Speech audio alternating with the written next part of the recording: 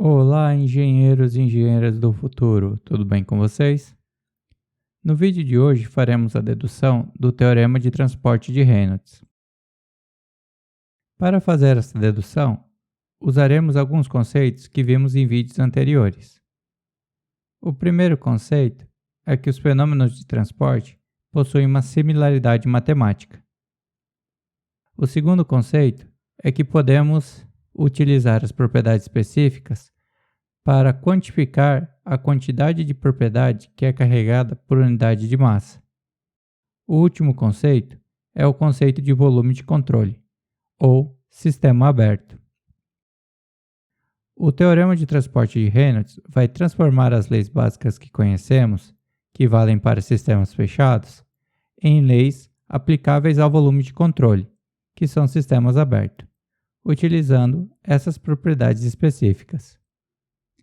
As leis básicas que utilizaremos são a conservação de massa, a segunda lei de Newton, o princípio da quantidade de movimento angular, a primeira lei da termodinâmica e a segunda lei da termodinâmica. Para converter esse sistema de equações em fórmulas equivalentes para volume de controle, desejamos expressar cada uma das leis como uma equação de taxa. A equação mais intuitiva para analisarmos é a conservação de massa. Isso porque, pela própria definição de sistema fechado, a variação de massa dentro do sistema é zero. A massa do sistema pode ser escrita como sendo o somatório de todos os elementos de massa que compõem o sistema, ou como sendo o somatório da densidade vezes o volume. Lembrando que a abordagem euleriana analisa o volume de controle.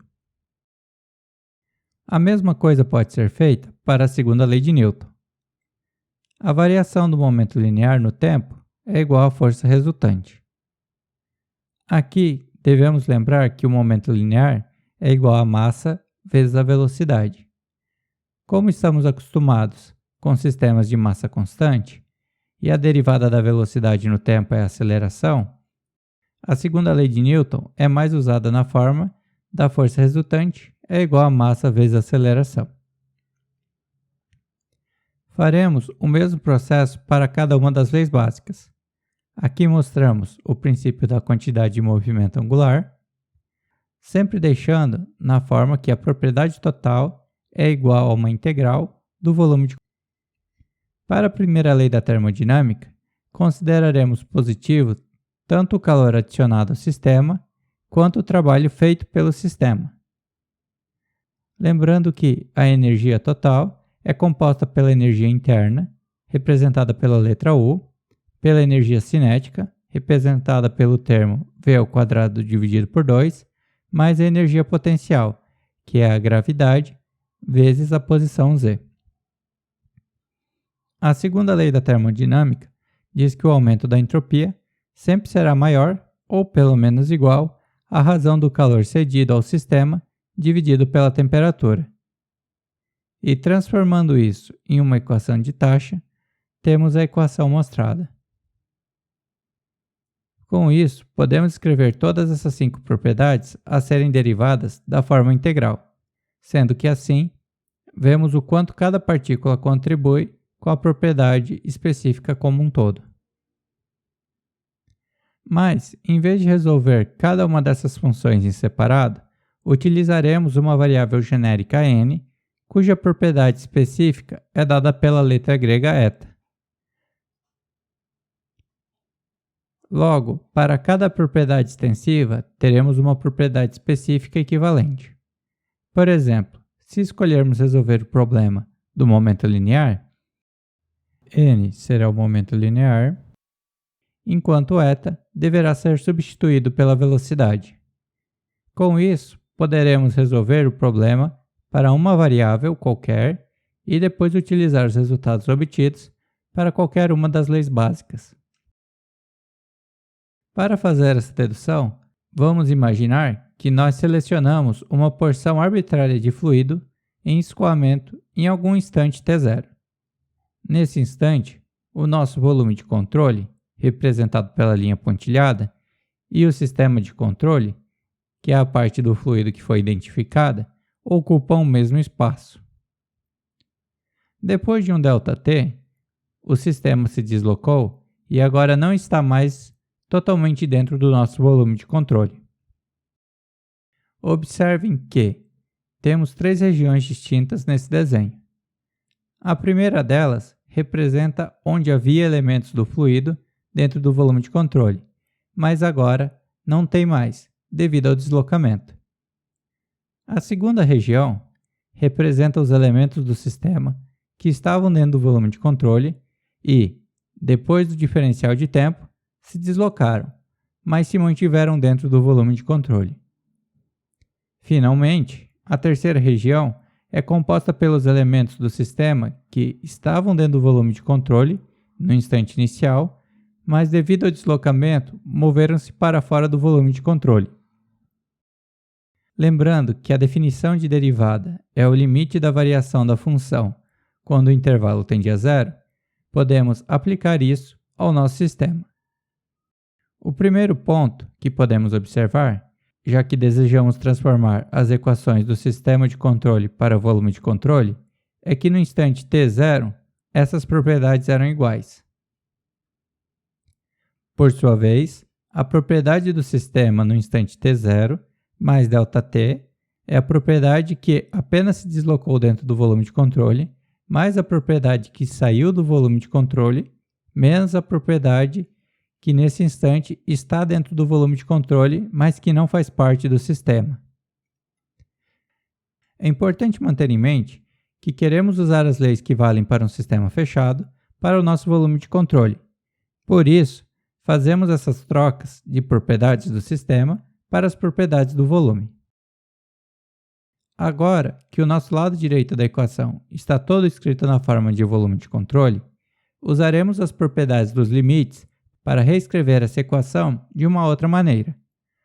Agora, temos 3 limites separados e poderemos analisar cada um deles. O primeiro limite é a própria definição de derivada, mas agora do volume de controle, lembrando que partimos da derivada do sistema de controle. Além disso, podemos escrever na forma das propriedades específicas, e com isso, ficamos com a derivada no tempo da soma das propriedades específicas de cada um dos elementos que está no volume de controle.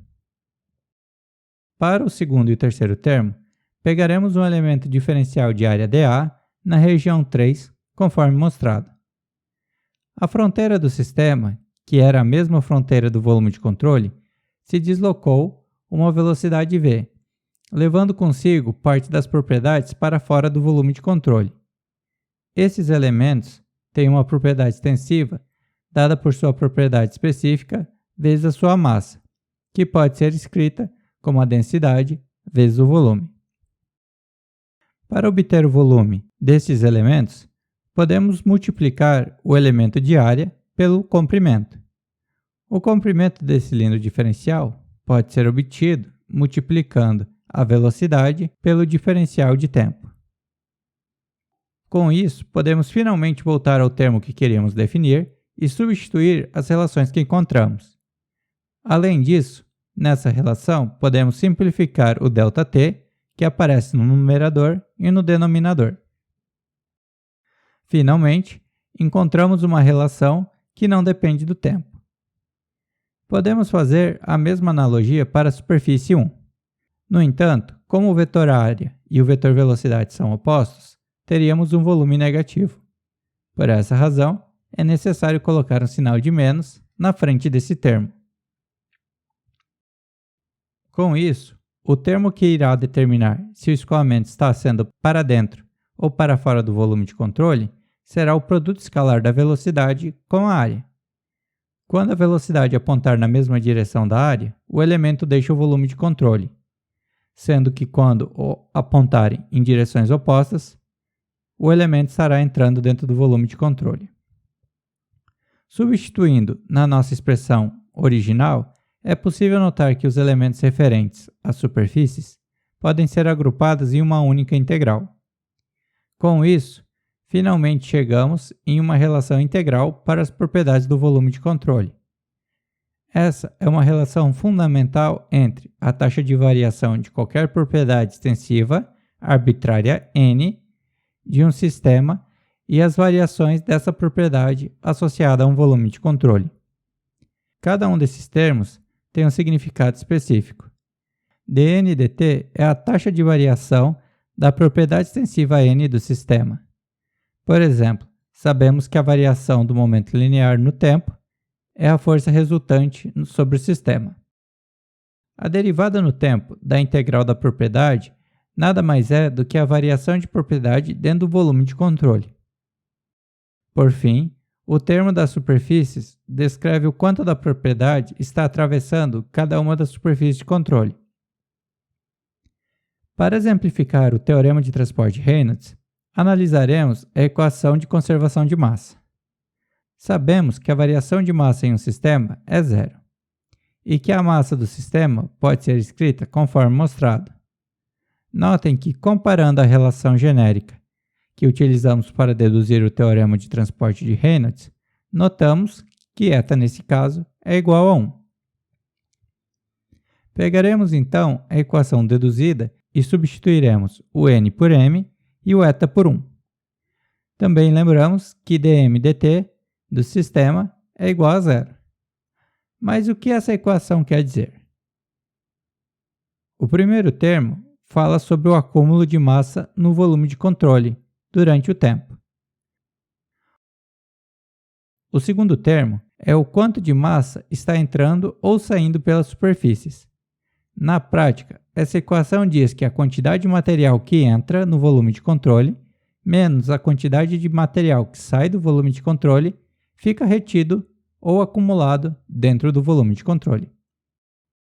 Essa equação tem alguns casos particulares. Se a densidade for constante, ela pode ser tirada para fora da integral e 0 dividido por qualquer valor continua sendo zero. Além disso, se o volume for constante, toda a massa que entra no sistema deve estar saindo. Se além de tudo isso, a velocidade puder ser considerada constante na área, podemos substituir a integral por um somatório. Bom, pessoal, espero que tenham gostado do vídeo. Se ficou alguma dúvida, deixe nos comentários. Muito obrigado e até mais!